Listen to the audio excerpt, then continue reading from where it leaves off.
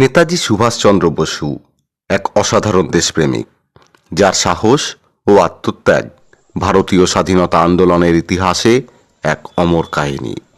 আজকের এই ভিডিওতে আমরা জানব তার জীবনের সংক্ষিপ্ত ইতিহাস।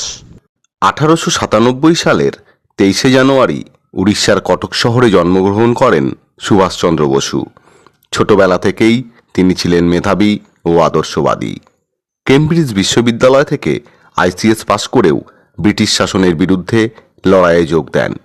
জাতীয় কংগ্রেসের দুবার জাতীয় সভাপতির ভূমিকা পালন করলেও পরবর্তীতে তিনি ফরওয়ার্ড ব্লক গঠন করেন।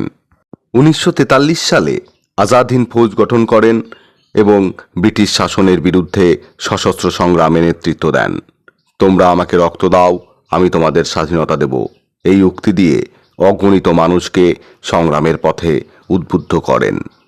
নেতাজির মৃত্যু নিয়ে নানা বিতর্ক থাকলেও তার জীবন আজও আমাদের অনুপ্রেরণা। তার সাহস, ত্যাগ ও স্বাধীনতার স্বপ্ন আমাদের মনে চিরকাল অমর হয়ে থাকবে।